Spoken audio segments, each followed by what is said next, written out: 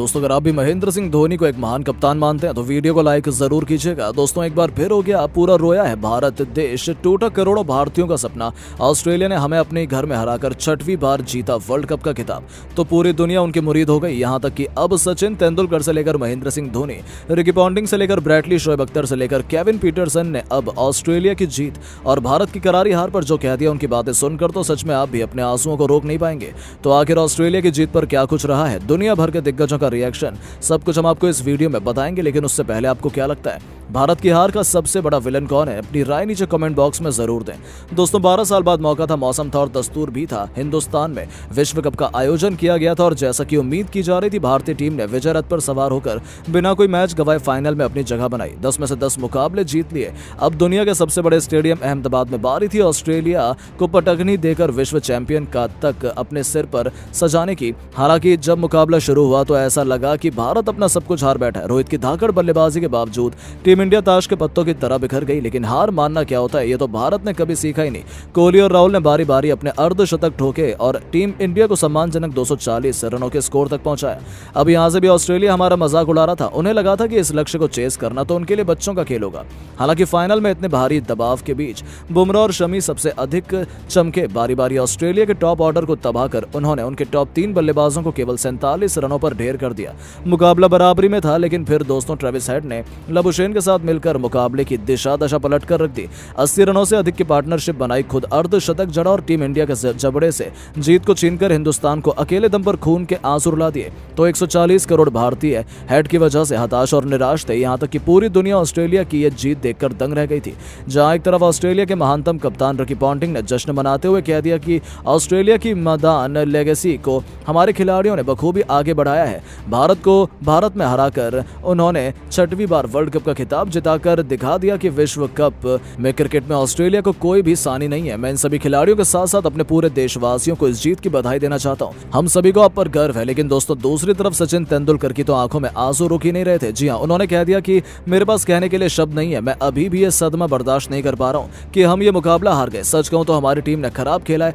Australia हमसे कोसों आगे थी। हमने उन्हें पकड़ने की ट्राई की, लेकिन ना हमारे बल्लेबाजों ने जीत का इंटेंट दिखाया और ना ही हमारे गेंदबाजों में जीत की भूख नजर आई। सच कहूं तो आज भारतीय क्रिकेट के इतिहास का सबसे शर्मनाक दिन है। तो वहीं शोएब अख्तर ने भी हमारा मजाक उड़ाने में कोई कसर नहीं छोड़ी। उन्होंने कह दिया कि यही होता है जब लोग अपने आप को बादशाह मानने लगते हैं। भारत के साथ तो यह होना ही था, हमें पहले ही पता था। उन्हें लग रहा था कि उन्हें कोई नहीं हरा सकता है, लेकिन उनका घमंड ही उन्हें ले डूबा। इंशाल्लाह ऊपर वाला सब देख रहा है। समय समय पर सबके साथ इंसाफ होता है। भारत ने जो दूसरों के साथ गलत किया था, आज उन्हें सूद समेत वापस मिला है। मैं ऑस्ट्रेलिया को जीत की बधाई देना चाहता हूँ। यहाँ तक कि इंग्लैंड के पूर्व खिलाड़ी केविन पीटरसन ने कहा कि टीम इंडिया अपनी गलती की वजह से हारी है। वो आसानी से ऑस्ट्रेलिया को हरा सकते थे, लेकिन ऑस्ट्रेलिया का नाम सुनकर ही वो खौफ आ गए और शुरू में जब उन्हें झटके लगे तो वो वहां से उभर ही नहीं पाए। सच कहूं तो एक बार फिर भारत के बल्लेबाजों ने उन्हें निराश किया और बल्लेबाजी की वजह से टीम इंडिया ये टूर्नामेंट हारी है। मुझे उनके लिए बुरा लग रहा है, लेकिन ऑस्ट्रेलिया ने कमाल का खेल दिखाया। उन्हें जीत की बहुत बहुत बधाई।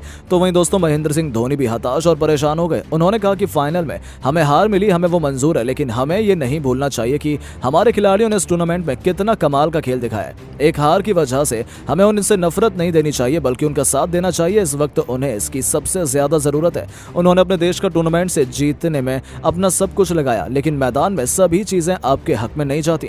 ऑस्ट्रेलिया को जीत की बहुत बहुत बधाई। तो दोस्तों, सच में पूरे हिंदुस्तान में मातम का माहौल है। लेकिन अब आपको क्या लगता है कि भारत की हार का सबसे बड़ा विलन कौन है? नीचे कमेंट करके जरूर बताएं। इसके बाद तो पूरी दुनिया हैरान है। यहाँ तक कि सचिन तेंदुलकर से लेकर धोनी का गुस्सा फूट पड़ा है। जहाँ एक तरफ सचिन ने कह दिया, मैं अपनी टीम से निराश हूँ, उन्हें बल्लेबाजी करने का मौका मिला था, मैंने अपने बल्लेबाजों से अच्छी बैटिंग की उम्मीद लगाई हुई थी, उनमें वह काबिलियत थी कि वह आराम से 350 रन बना सकते थे, लेकिन ऑस्ट्रेलिया के सामने इस तरीके से बिखर जाना ये उन्हें शोभा नहीं देता। यदि आज हम यह मैच हार गए तो इससे बड़ा सदमा हमारे लिए कुछ और नहीं होगा। जी हाँ दोस्तों, सचिन का तो दिल ही टूट गया है। वहीं रिकी पॉन्टिंग ने भी हमारा मजाक उड़ाते हुए कह दिया कि आज एक बार फिर चोकर्स इंडिया ने दिखा दिया कि आखिर क्यों वह वर्ल्ड चैंपियन बनने के लायक ही नहीं है।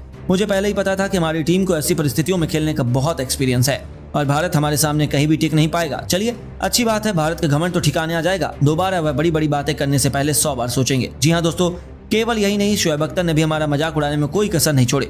अख्तर का कहना है कि वाह टीम इंडिया, इससे अच्छा तो आप पाकिस्तान को क्वालिफाई करने देते, हम तो आपसे बेहतर ही लड़ाई लड़ते। मुझे आपसे ऐसी ही उम्मीद थी, आपको जीतना था नहीं, आपने दिखा दिया कि आखिर क्यों पूरी दुनिया आपका मजाक उड़ाती है। आज एक बार फिर आपने साबित कर दिया कि आप लोगों के केवल नाम बड़े हैं और दर्शन छोटे हैं। सबसे ज्यादा जरूरत पड़ने पर आप लोग तो वह फिल्म है जो हमेशा फ्लॉप होती है। बहुत खूब हिंदुस्तान। वहीं महेंद्र सिंह धोनी ने भी दोस्तों अपने गुस्से पर काबू नहीं रख पाए और टीम इंडिया को लताड़ लगाते उन्होंने कह दिया, एक बार फिर वही हुआ जिसका मुझे डर था। हालांकि मुझे लगा कि 4 सालों में हमारे खिलाड़ी ऐसी परिस्थितियों से निपटना सीख गए होंगे। रोहित ने इतनी बेहतरीन शुरुआत दिलाई, लेकिन फिर बीच में इतनी अधिक डॉट बॉल हमारे बल्लेबाजों ने खेल ली जिससे दबाव हमारे पर लगातार बढ़ता गया और हम 250 रन तक भी नहीं पहुंच पाए। हालांकि हमारी गेंदबाजी में दम है, हम अभी भी मैच बचा सकते हैं, लेकिन बल्लेबाजों ने हमारे विश्व कप की उम्मीदों को लगभग समाप्त कर दिया है। दोस्तों अंत में ब्रेटली का रिएक्शन भी निकलकर सामने आया। उन्होंने कहा कि ऑस्ट्रेलिया की तारीफ करनी पड़ेगी, गेंदबाजों ने कमाल की गेंदबाजी की है। मुझे अपने खिलाड़ियों से ऐसी ही उम्मीद थी, लेकिन कहीं ना कहीं भारतीय टीम ने खुद अपने ही ऊपर मुसीबत मोल ली है। उन्हें इतनी बेहतरीन शुरुआत मिली थी, चाहते तो वह आसानी से 350 रन बना सकते थे, लेकिन भारतीय बल्लेबाज खुद ही आउट होने पर तुले हुए थे। इसमें हम क्या ही कर सकते हैं। बहुत बहुत बधाई हो ऑस्ट्रेलिया एक और वर्ल्ड कप की जीत के लिए। तो दोस्तों सच में जहां हर एक हिंदुस्तानी निराश है, वहीं पूरी दुनिया में हमारा मजाक बन रहा है। लेकिन अब आपको क्या लगता है, टीम इंडिया क्या अभी भी गेंदबाजी से मैच बचा सकती है? अपनी राय हमें नीचे कमेंट बॉक्स में जरूर बताइए। जहां पर भारतीय टीम की तरफ से फाइनल मैच में पारी की शुरुआत करने एक बार फिर से कप्तान रोहित शर्मा के साथ शुभमन गिल आए, तो दूसरी तरफ से गेंदबाजी की शुरुआत मिचेल स्टार्क ने की। जहां पर कप्तान रोहित शर्मा ने अपनी पहली गेंद पर सम्मान देते हुए फाइनल मैच की शुरुआत की, लेकिन दूसरी गेंद पर रोहित शर्मा ने 2 रन के साथ अपना और अपनी टीम का खाता शानदार तरीके से खोल दिया।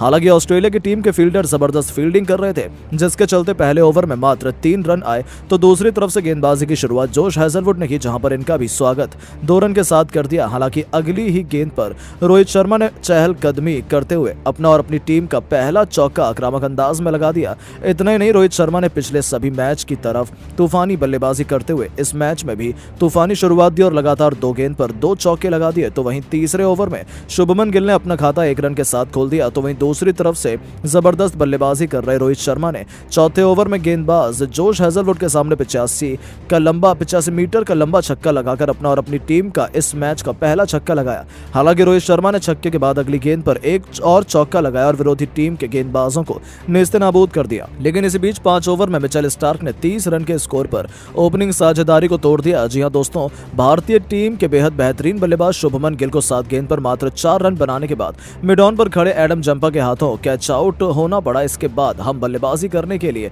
विराट कोहली मैदान पर आए, जिन्होंने पहली गेंद पर गेंदबाज को सम्मान दिया और अपनी तीसरी गेंद पर 1 रन के साथ अपना खाता खोला। तो दूसरी तरफ से रोहित शर्मा ने ओवर की समाप्ति इसी ओवर में जबरदस्त छक्के के साथ कर डाली। तो वहीं 7 ओवर में जैसे गेंदबाजी करने मिचेल स्टार्क आए, तो उनके सामने विराट कोहली ने अपना पहला चौका जोखिम भरा शॉट खेलने के साथ लगाया। इतना ही नहीं, विराट कोहली लगातार 3 गेंद के अंदर 3 नजाकत से भरपूर चौके लगाकर चौके की हैट्रिक पूरी कर और इसके साथ भारतीय टीम ने 50 रन का आंकड़ा भी 7 ओवर के पार कर लिया और गेंदबाज को काफी परेशान किया। लेकिन इसी बीच ऑस्ट्रेलिया की गेंदबाजी में बदलाव हुआ, जहां पर 8 ओवर में गेंदबाजी करने मैक्सवेल को बुलाया गया, जिनके ओवर में 7 रन आए। तो दूसरी तरफ से 9 ओवर में गेंदबाजी करने आए पैट कमिंस ने अपने ओवर में 5 रन दिए। लेकिन इसी बीच पावर प्ले के अंतिम ओवर में कुछ घटित हुआ, जहां पर मैक्सवेल के सामने रोहित शर्मा ने लगातार 2 गेंद पर 1 छक्का और 1 चौका लगाकर 10 रन बटोरे। लेकिन इसके तुरंत बाद वापसी करते हुए मैक्सवेल ने भारत को सबसे बड़ा झटका दे दिया, जहां पर उन्होंने बेहतरीन अंदाज से बल्लेबाजी कर रहे कप्तान रोहित शर्मा को अर्धशतक लगाने से रोका और अपना बड़ा शॉट खेलने के चक्कर में ट्रेविस हेड के हाथों कैच आउट हो गए।